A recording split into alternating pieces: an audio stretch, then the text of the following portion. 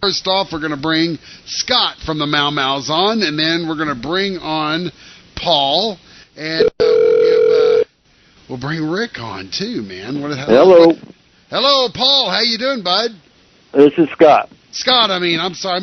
I just got through Paul on after Scott, and then we're going to bring you on first. I'm sorry, got my names mixed up, man. No problem. I know you got a lot of numbers. Yeah. But anyways, so listen. So what?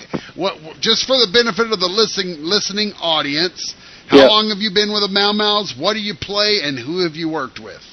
I was in the Mau Mau's for about 4 years, from 1980 to 84, and I've also been in the Cramps, the Joneses, Charlie Horse, and Doghouse Lords, a few of them. Well, I knew that you were in the Cramps. I also knew you were in the Joneses. Both of those bands are some of my favorites. I love those bands, and I am a fan of your work. And it's really, I really am grateful to have you on tonight. I'm excited about this. I got to tell you, this new Mau Mau's records. Well, it's just amazing. And I'm quoting the great Edward Colver. He said this is one of the most long-awaited punk rock albums. Well, he's right, and I can definitely second that. And Ed was a big help in putting this thing together. We got the 20-page full-color booklet in there, and he contributed some not only unpublished photos, they've been unseen. They were just all negatives that were just sitting in a box, and so there's several pictures in there that have not even been made into photos before. Oh, goodness. Yeah, now, from him, yeah. So what? How have you enjoyed your time with the Mau Mau's? Oh, it's great. It was the first band I was ever in. Not only the first time professionally, but just the first band, period. I joined at age 17 and just was in the eye of the tornado right from the get-go. The first show I played was New Year's Eve of 1980 at the Hong Kong Cafe down there in Chinatown, downtown L.A., and it was the last night, and the play was with Fear and the Circle Jerks, and the guy got stabbed, and it was just a crazy scene. Oh, my goodness. Now, I'm personal friends with a gentleman by the name of Greg Ginn, and he remembers some of your early gigs, and he said, you guys, when and other people have told me too, and the Mau Mau's actually have carved, and of course the Berlin Brats are part of that flowing stream, that family tree, whatever analogy you want to, that helps describe the little whatever. But you guys have carved out quite an extensive history in Los Angeles punk rock. Yeah, and speaking of Greg Ginn, him and I go back even further. I lived at the church there in South Bay that Black Flag pretty much held down the fort at, and was roommates in a loft up in the top of the church there with Keith Morris, and so I got to see them in their heyday, and that was pretty wild times too, as I'm sure he's told you. Oh, yeah. So that, but he's right. I mean, the Mau Mau's was... they were the band, Some people would see it walking down the street, they go on the other side of the street, they come up and start something, the cops loved us too. So it was a whole different time back then, walking around looking crazy, late 70s, early 80s, nothing like it is today. Oh, wow. Oh, man. But so listen, how do you compare? I'm going to bring on, right now, I'm going to bring Paul on here real quick. And as I'm bringing him on, how do you compare, what they're calling punk rock now? And I'm sorry, I'm an old, I'm a fart. I like it. I liked it the way it was. I'm open to change, but I like it the way it was. I don't feel that. I feel like it's lost a lot of the danger. Hello. Hey, Paul, how you doing? Good, how are you? I'm doing good. I have Scott on the line here as well, and I was just asking him, how you doing? Good. Awesome. I was just talking to Scott, and I certainly want to include you on this. I feel myself personally, I feel what they call punk rock now lacks that element of danger, that element of just that spontaneity. I agree, and I think a lot of the kids are too. It seems like, the kids that want to be more rebellious and different and stand out, they're not going to the mall and buying the corporate punk rock gear. A lot of them are picking up different kind of instruments. They're picking up banjos and fiddles and upright basses and making some hellbilly and some cowpunk music, or they're just trying something that's different to show the rebellion. And there's a lot of great bands out there playing roots punk rock or punk rock and roll or whatever you want to call it. I have to be honest, when I was a kid in the early 80s and I was working at a radio station here in Texas, when I heard the Joneses and I heard Tex and the Horseheads and the Gun Club and Blood on the Saddle, and of course the Cramps, going back a little further, but I'm more, in that statement, I'm more focusing on the LA contingency there. Los Angeles has a very rich history. It has a very rich influence on music all over the world, to be honest with you. And I thought that, that whole cowpunk or whatever, I don't really like to put it in a category, but I just loved how, the Dicks here in Austin did that, of course, blended the blues and country with hardcore punk, and I thought that was just the most amazing blend ever. And do you feel that... I hate to say, I don't want to say danger. I just, it was that spontaneous element that, the Minutemen, all that people just kind of said, fuck it, we're just gonna let the barriers down. I dig John Coltrane and I love Black Flag, and I'm going to show both of those influences. Do you feel like that element has been lost, or do you feel that that people, the kids, are still open to it? I don't know. Right around the time that punk rock became popular, because I think that music was getting a little too technical, like right towards the end of the 70s and stuff, and I think it just needed to be stripped down and down to the raw basics and stuff. And I think punk rock is, it was saying a lot, but it was really stripped down, raw, high energy rock and roll, but like really dirty and trashy. And I think, maybe the punk rock of today is more,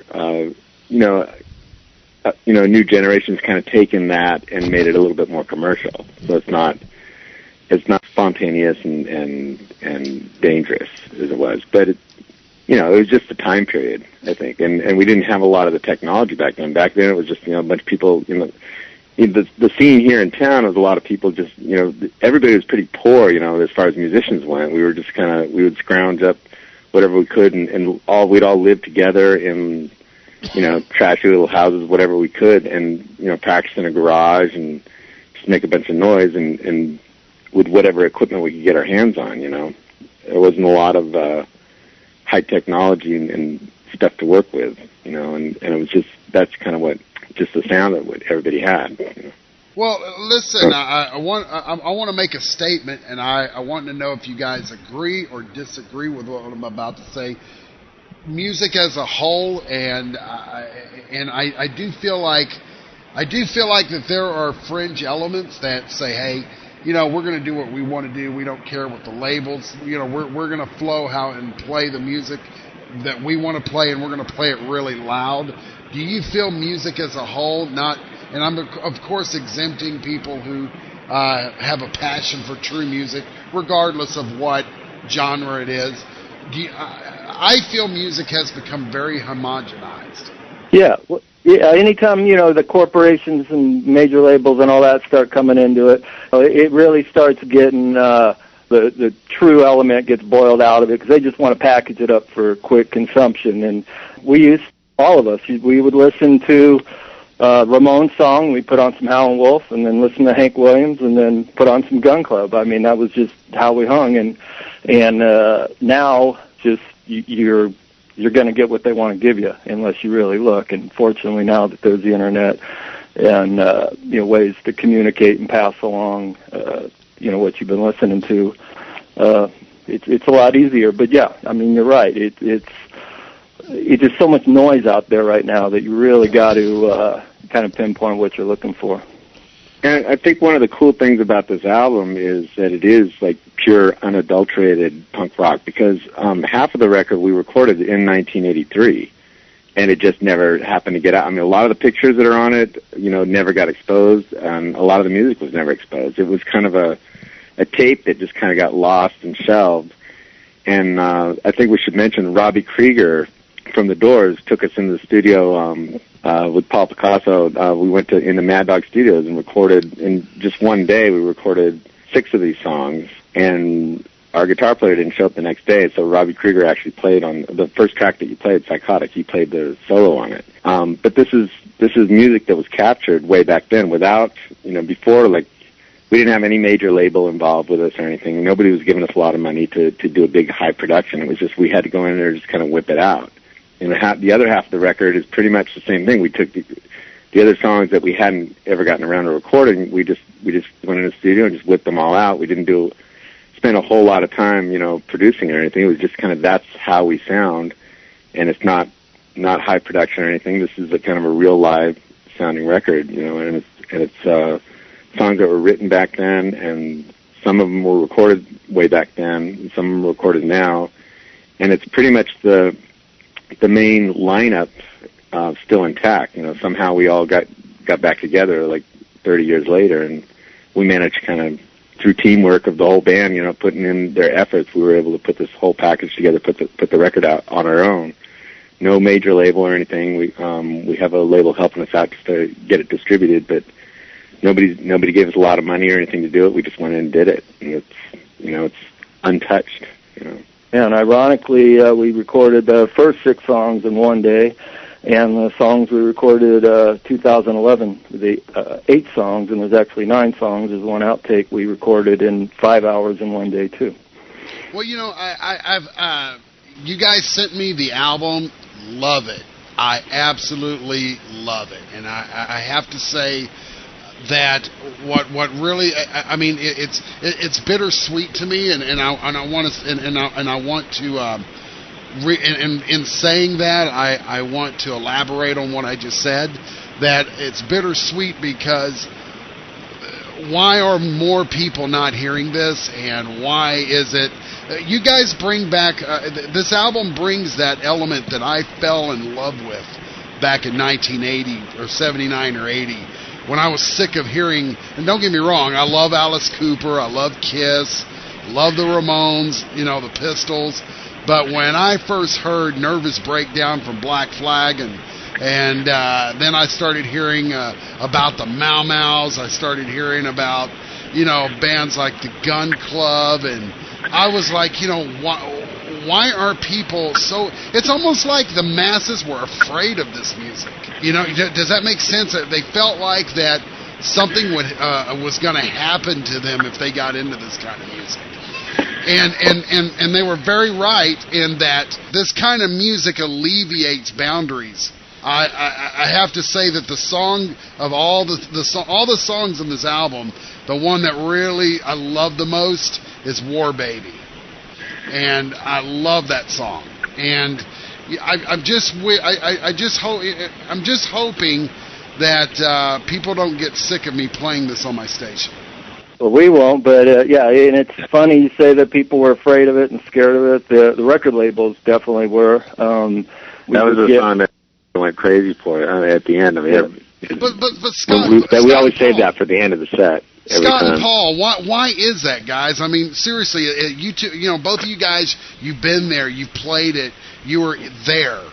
Why were they so scared of it? I know that when I played it, when I was, we were like in our early 20s, like playing in that band, every time we got to that song, there was some sort of energy that the band took on when we played it, and the whole room would generate that same energy, and the whole, there were slam pits and people just bouncing off the walls and going nuts, and it just had that kind of energy, that particular song, just the way when we got to it. And I can't pinpoint it. I don't really know what it is, but there's just something about that song. But I mean, we had a lot of songs like that. They were all good songs, but that one really particularly got the crowd going. Well, what I really love about this record, and it's not hardcore, it's not thrash, it's not but it's just good, straight ahead, raunchy punk rock and roll. I mean, it's just, I would say that it's kind of in that vein of the Stooges, but with a more, if you could even imagine, with more of a dangerous element. Or you can imagine being more dangerous than Iggy. I don't know, but hey, I've heard the Rick Wilder stories, man, and I know he's a dangerous guy. Oh yeah, he's the original Mr. Evil, and he continues to prove it to this day. Well, the only piece of Mau Mau's stuff that I ever had was actually on the Hell Comes to Your House Part 2 compilation. That's right, yeah. That was the only... that's the only thing that ever officially got released. Yeah. Oh, so that was it? That was it. Yeah, we started a bunch of records. We never really finished one for whatever reason. Why? I mean, if you don't mind me asking, and if you don't want to, I understand. Why is that? Is it just circumstance, or? No. Well, all these things that we've been talking about, the true darkness and energy, and scarier than Iggy and all that. Combine that with the attitude, which we weren't going to get fucked over. We weren't going to change the way we were for some label, and that was the only way to get a record out back then. Unless you wanted to sit there and do cassettes and whatever, you had to do that. And so we just said fuck it, and basically that's the way it ended up. Wow. Well, hey, listen. What I'm going to do is bring Mr. Wilder on, and right. let's torment him a little bit. So listen. Yeah. Before I bring him on, what's it been like working with Rick? Oh, it's great. It's great to be able to, first put the Berlin Brats record out, and then put this one out, and really let people, we know what he's like, but it's great for people to actually finally hear him and see him, and yeah, he's the most interesting personality I've ever met. Hey, Rick, are you there? You got it. Hey, Rick, listen, Paul. You haven't called Michael. Well, his phone's not working. Michael. I got to get. I'm calling it, and nothing is happening. But listen, hey, Rick, Scott and Paul. Hey, somebody's got to turn the speaker down. His phone's not working. I got to get it. Rick, you got to turn your speaker down. All right, hold on one second. There we go. Hey, listen. Paul and Scott have been telling me that they caught you in bed with 3 midgets and a bucket of chocolate syrup. What's up with that? 4 midgets. Oh, man, this is Butterworth, too. You know that. Oh, my goodness. Well, listen. There wasn't, the record companies had no use for nothing that wasn't canned. All that shit that they put on was nothing but canned, and now it's nothing but water. Well, this record, there's no water in it. Anyone wanting that just shouldn't buy the record, But if you want to hear what freedom sounds like, real freedom, and what real danger sounds like, this is the kind of stuff you should be listening to. Well, I was just telling Paul and Scott that since I received the record in the mail, I'm just, and I described it as a bittersweet experience for me, and I elaborated that it was really wonderful to finally hear it, but it was bittersweet because this is the kind of stuff that people who use the word, say, I'm into punk rock, I'm into good, just raw music. This is the stuff they should be listening to. Not fucking whatever. What are the? I can't even think of the bands. I know what you're saying, but I think you'd like throwing a Green Day there. Not that they haven't done anything good, but I mean, it's more record company stuff. Personally, I never really wanted to become like commercially successful. I get into cult bands, but I mean, Stooges was a great band when they were like a cult band, where they were just like free and they didn't have to like kiss ass, I'm just so happy you guys put this record out. I really am, and it's just outstanding. I mean, I've been listening to, since Rick had Rick. I forgot who you asked to send it to me, but I'm so happy you did because I'm really enjoying it, and Ratchet Blade put it out. I'm really enjoying it. It. you know, and great company are putting out a lot of unheard roots music out, which really needs to be heard. Because all you've got is a lot of noise, where the internet has come in and made things more, shall we say, democratic. It give it and it take it, because it's harder for an artist who has something to say now to contend with trying to get out. You not only have to deal with the business end, now you have to deal with trying to get your voice heard among the gaggle of geese of idiots out there who have nothing to say. And that's just my own opinion. But hell, that's what it's about, right? I've heard this over the years that you guys were ended up on the cutting floor of the decline of Western civilization, or something like that. When the Mau Mau's couldn't be on the movie, Penelope asked him to MC and introduce all the bands, and then when he said he wanted to be able to say what he wanted about all the bands, the idea got thrown overboard. Yeah, it got kind of scrubbed. We're going to move on and hear some more tunes here from the Mau Mau's Scorched Earth Policies, Then and Now. And I want to play one of my favorite songs you guys ever did, and it's called War Baby. Love that. Oh, okay, go ahead, man. Introduce the song. Scott, you introduce it. Yeah. Well, this is the Mau Mau's on Stench Radio, and you're about to go upside your head with some War Baby. Oh. Yeah, yeah.